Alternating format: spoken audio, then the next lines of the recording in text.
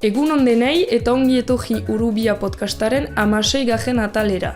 Uda bete-betean garela, Lapurdi, Gipuzkoa eta Bizkaiko hondartzetako uren egoeraz mintzatuko gara gaur, anitzetan etxi behar izan baitituzte azken aldian, hainbat ajazoirengatik.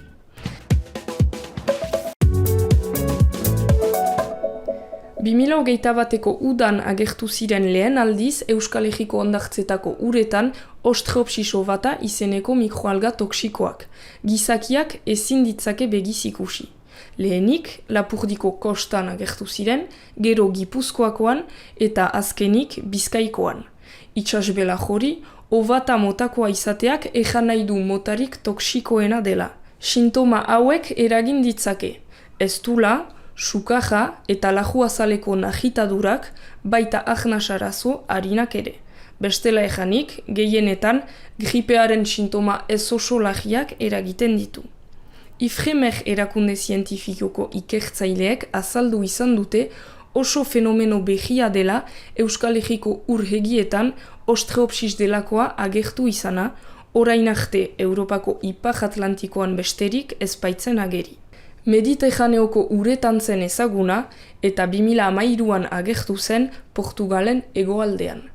Berez, alga tropikalak dira, gutxienez 20 graduko uretan ibiltzen direnak, baina ozeanoak berotzearen ondorioz, haien hazkunderako habitat egoki bihurtu dira beste zenbait eremu ere, ala nola Euskal Kostaldea.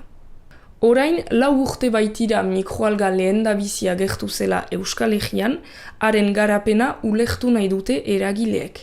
Euskal Hirigune Elkargoa, Pirinio Atlantikoetako departamendua, Gipuzkoako Foru Aldundia eta zientzia erakundeak biltzen dituen itsasbazterreko interes zientifikorako taldeak Europako diru laguntza gotoja erdietsi zuen iaz, Ostreopsis itsasbelajaren ikertzeko. 2,2 milioi euroko aurrekontu orokojean, 1,4 milioi eman ditu Europak. Horren bidez, algaren arat onatak miatuko dituzte zientzialariek nola buru egin aztertzeko. Lapurdi, Gipuzkoa eta Bizkaiko 11 hondartzatan egiten dituzte ikerketak 3 urtez. Adibidez, uztail erditsuan Lapurdiko kostan egindako azterketen arabera, halako alga gehiegi dago Miagitzeko eta Donibane izuneren artean batez ere. Halakoetan, erakundeek kontseiluak eman ohi dizkiete bainulariei. Algaren presentzia handiagoa denez ajoken gainean, aholkatu dute ahiak diren bazterretatik urrun egotea. Baita itsasoko urarekin kontaktuan egon ondotik dutxa hartzea ere adibidez. Ajantzari dagokionez, ajantzaturiko itsasoko ajainak ongi garbitzea eta ejaiak ateratzea galdegin dute. Klima larrialdiak ez du etenik eta ingurumena aldarazten baitu etengabean, Ostreopsis alga agertu zen bezala duela 4 urte, beste bizidunik ere agertuko da ondoko urteetan, nahi zordu arte Euskal Herriko klima ez zitzaien egoki. Aurten ejaterako, karabela portugesa edo fisalia agertu da Lapurdiko kostan.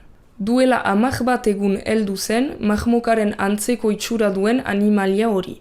Urberoko itsaslastegen arabera mugitzen da, baina ez da igerika ari. Gizakiren bat ukituz gero, karabela portugesak kalte lagiagoak sortzen alditu Ostreopsis algak baino.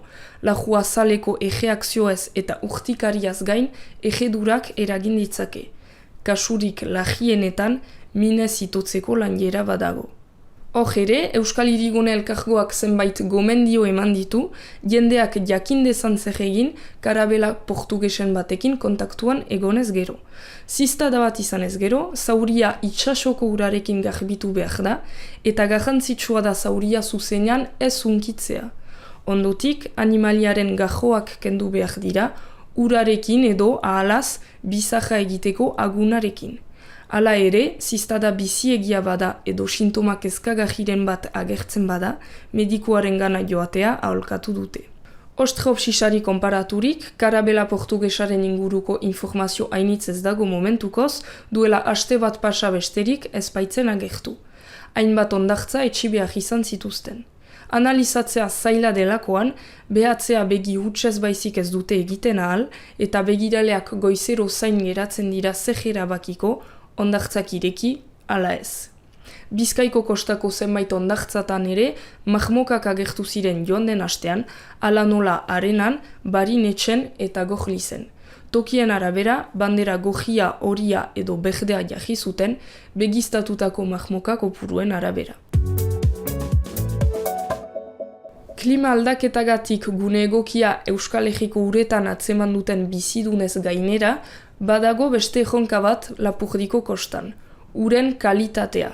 Euskal Hirigune elkargoak kalkulatu duenez, egunean 200.000 bat pertsona bainatzen dira udan Lapurdiko kostako uretan, eta jende hori ezin da ur kutsatuetan bainatu. Elkargoak komunikatu duenez, Lapurdiko kostako urak egunero aztertzen ditu eskualdeko osasun agentziak 3 ezaugarri nagusiren arabera. Eguraldiaren eta ozeanoaren baldintzak, ur zikinak tratatzeko sarearen egoera, eta hesteetako enterokokoen analisi bakteriologiko azkarra.